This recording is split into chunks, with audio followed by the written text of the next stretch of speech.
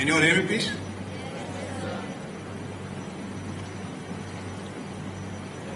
Respected principal, teachers and the staff, our esteemed parents here, and young, smiling children here. Absolutely an honor. At the very outset, a very good morning to you all. First of all, I would like to express my sincere gratitude to the principal. I'm indeed honored to be here today on the most significant event of the school history. Nice to be amongst the young faces of the nation. I feel very, very honored to be here today. At the very outset, first of all, I must congratulate the performance of the band and also the little cultural program, the song and all that they put up very, very nicely. Very, very praiseworthy that in difficult study routine, one is able to organize things in that manner. Highly praiseworthy. I will take this opportunity to especially congratulate our new leaders. A lot of hard work and dedication has been the hallmark for which they have been chosen to be here today. It is also, I feel, an opportunity to display your leadership very early in your career, and it also puts on us a great amount of responsibility to discharge our duties with great amount of caution and great amount of involvement at all times. A commitment to excel will always should be guiding you in all stages of your activity here, not only here in the school, but also later on. My little advice to especially the appointments of today will be to uphold the values of integrity and also the vision of the school that your school has been so nicely cherishing for last so many years. My best wishes to you in the performance of your duty.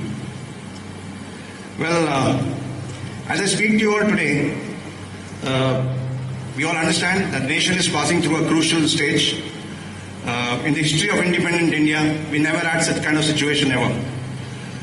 Indo-Pak conflict 2025 is what I'm reflecting upon. As we all know, the trigger to all this was a dastardly act by the terrorists in Pahalgam, in which, in this act of terrorism, they shot down in cold blood simple, rejoicing tourists of the country, and they did so on the name of religion. That was absolutely abhorrible.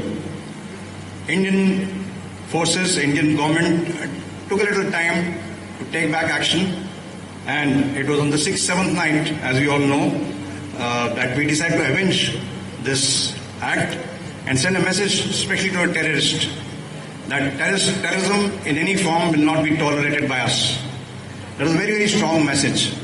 In a short span of about 25-30 minutes, we neutralized the major bases, not only along the LOC but also into the international border, bringing an end to their centers of recruitment, training, and also various indoctrination centers. What followed was the neighboring country, Pakistan, instead of trying to agree to it and stop any more terrorism, decided to retaliate, and they did so by attacking some of the coast and some of the civilians in the Jammu Kashmir, Akhnur and Poonch area, and also some of the military targets. Obviously, we retaliated, and we retaliated in big measure. Overall, in the 4 days, I think we could bring them down onto the knees and give a fantastic effect, telling effect on the country, by which they were asking thereafter for ceasefire. Cessation of military activity, as the Indian government decided to call it, because there was never a war, it was only a conflict, and that too against the terrorists. So we decided to cease these military activity for the time being. What I feel now is next few weeks,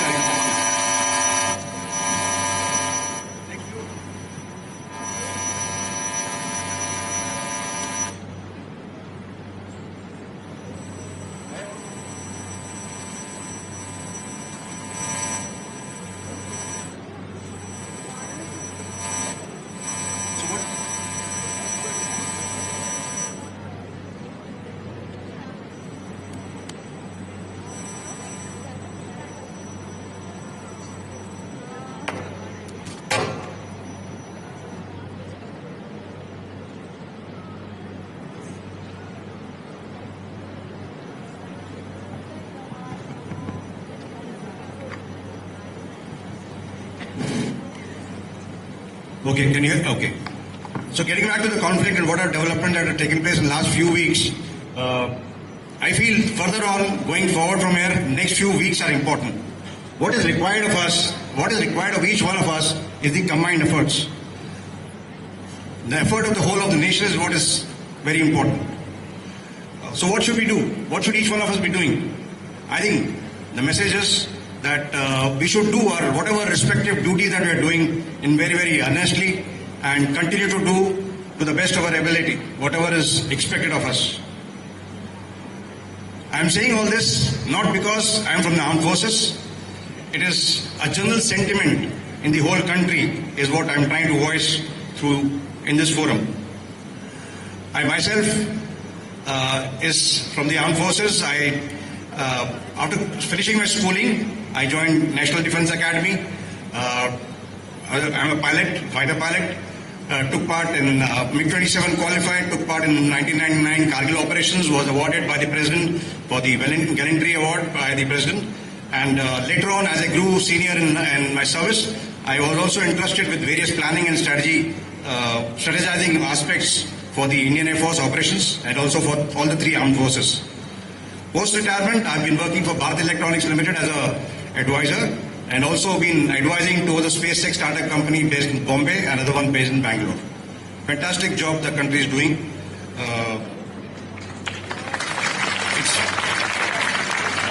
For me personally, thank you. For me personally, it's been a very, very satisfying last 40 plus years. And every job I feel, not only armed forces is of great importance. It doesn't matter which field you come from. I'm extolling upon each one of us that do the best that you all can in the field that you are in. So what can we do now that we are coming into higher classes of the school? I feel, please pursue children the career of your choice. Doesn't matter which field it is. Today, India is at a fantastic stage. We are the fourth largest economy in the world. Very soon going to be third largest economy in the world. The trajectory is nice. Options available to you are fantastic. So use your coordination, use the guidance that is being provided by your school and mentors. Also, whatever information that you're getting from your from other sources, please use them well so that you choose a career in which you are comfortable doing what you're doing, in which you feel your skills that you have can be best utilized. Today, there are numerous amount of jobs that are available in the country in various fields. So you take that choice. India is at a stage, we have been subjugated by about 200 years of rule by a foreign powers. Thereafter about 70 plus years of independence. Now's the time, is the Bharat times, is the time for the country, and you guys are rightly positioned to take a call. Your generation is rightly positioned to take a call. Plenty of options. Doesn't matter which field you go to. Idea is to be able to contribute towards the comprehensive national power of the country, to add to the strength of the country, excel whatever we're doing professionally. Next point has been very amply highlighted in today's this thing is about leadership. Leaders are not born, leaders are made. School is the best opportunity to pick up the points and threads of leadership. Leadership opportunities to display your leadership comes in various forms at every moment. Please grab those opportunities. Whatever you can do for your community is my message to all the young people here. Please use this opportunity. Whether in public place, whatever you can do for the community, that you can also do a fantastic job of it by wholeheartedly taking part in each and every activity in your sphere of influence. Could also be in your society where you're staying, could also be in the games field, could also be while you're traveling. So leaders are not born, leaders emerge in a situation, depending on situation to situation. I remember my early days, 1971 war. We talked about 7th May being the day when we practiced the blackout. 7th May, 1971, I was in class 5th, I recollect very well. There was a time that in Delhi I was, the blackout used to be ensured. And I used to be kind of volunteer with the rest of the wardens of the area, of the locality we were staying in the railway colony, to be ensuring lights out and whole lot of other activity to ensure that the safety can be ensured. During that time, we realized that Bangladesh is an issue, so we went around as small kids, moving from place to place and also from at the various road crossings, collecting money as donation for the Bangladesh, and I do recollect having collected some money and given it to my school that time. So each one of us, in whichever field you are, you can contribute very well. Try and do well in whatever sports, activity, academic, co-curricular activities, and whatever activity that you're taking part in. At the same time, I have a quick word of advice. That's on the social media. A lot of things are happening which are detrimental to the growth of the society. I think what we should do it. Please remember in mind, social media should be used as a tool of information gathering, as a tool to increase your knowledge. But that's about all. That means we all should be able to ration the use of social media and nothing more than that. You will find there will be more time to yourself. You will be able to take part in a whole lot of other physical activity, meet your friends and make friends on the live circle. Another point I wish to make is about being a role model and being an influencer. This is a young, impressionable age that we all are in. All of us have passed through that age. It's very important at this moment to be able to distinguish between the role model and the influencer. Role model is the one who, through his or her activities, will be able to instill values, impress with us and inspire us with his behaviors or his or her behaviors, so that we are ready to emulate, admire and respect him in a whole lot of activity. Dr. Abdul Kalam Azad, Dr. APJ Abdul could also be retired Field Marshal Manik Shaw, any sports person, Dr. Narayan Murthy, Dr. Anand Mahindra, they are the good role models. But when it comes to influencers, basically they are there to promote their product or the idea or some social messaging they might want to do through the social media. I say idea is that we should be able to distinguish all this and avoid the influencer. That's a trend which is ongoing now these days. So we have to be cautious and avoid that. The last point I want to wish to bring to your notice is about friendship and family values. Always try and keep in good touch with your friends throughout. Even at this age, we do connect. Social media has made it comfortable, make it more possible to connect to our school types, which we met about 40, 50 years back. But it helps, it gives you kind of strength. It strengthens your belief in the system. Also, the family values help a hell of a lot. Will hold you high in times of trouble, during crisis. You will also be getting inspired by your family values, and trust your family values, whatever has been given to you by your parents, and believe you me, you will never go wrong. At the end of it, I would I'd like to once again express my sincere gratitude for having invited me for this very important event, and I acknowledge the effort and dedication of the principal and staff and amongst us all for bringing this school to the top level in the Delhi, NCR and Noida region, and instilling a high sense of dedication and responsibility for creating a positive learning environment in the school. Highly praiseworthy. I would request the team to continue with the good work. To summarize it all, I would say that children have a great future now. Great future awaits you. Be active, be agile, mentally as well as physically. Take part in all the activities. Be ready to experiment. पीछे नहीं हटना है, आगे बढ़ के काम करना है.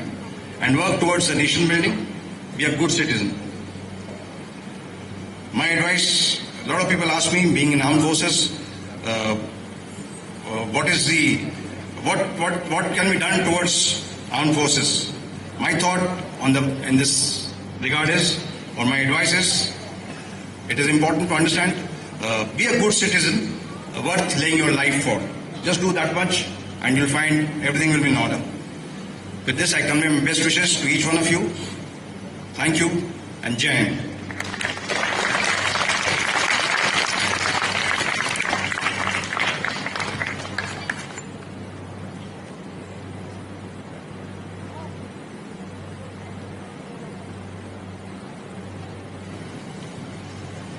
Thank you, sir, for your inspiring words. As we draw the curtains on today's inspiring celebration, it is time to express our heartfelt gratitude to all those who made this event possible. To deliver the vote of thanks, I now invite the pride of our student body, our head girl, Tehzeeb, and our head boy, Anmol, to come forward and share a few words of appreciation.